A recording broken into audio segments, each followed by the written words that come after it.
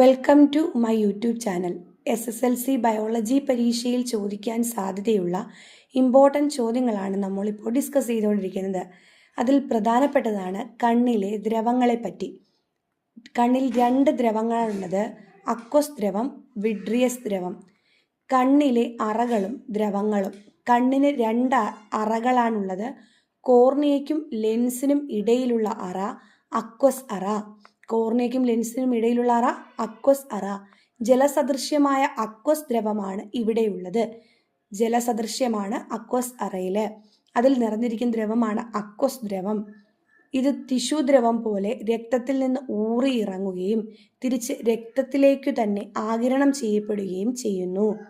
ഇത് ടിഷ്യൂ ദ്രവം പോലെ രക്തത്തിൽ നിന്ന് ഊറിയിറങ്ങുകയും തിരിച്ച് രക്തത്തിലേക്ക് തന്നെ ആഗിരണം ചെയ്യപ്പെടുകയും ചെയ്യുന്നു. അക്വസ് അറയിലെ മർദ്ദം ക്രമീകരിക്കപ്പെടുന്നത് ഇങ്ങനെയാണ്. ലെൻസിനും കോർണിയയ്ക്കും പോഷകവും ഓക്സിജനും ലഭിക്കുന്നത് ഈ ദ്രവത്തിൽ നിന്നാണ്. ലെൻസിനും കോർണിയയ്ക്കും പോഷകവും ഓക്സിജനും ലഭിക്കുന്നത് എവിടെ നിന്നാണ്? ഈ അക്വസ് ദ്രവത്തിൽ നിന്നാണ്. ലെൻസിനും റെറ്റിനയ്ക്കും ഇടയിലുള്ള അറയുടെ പേരെന്താണെന്നറിയാമോ? വിട്രിയസ് അറ.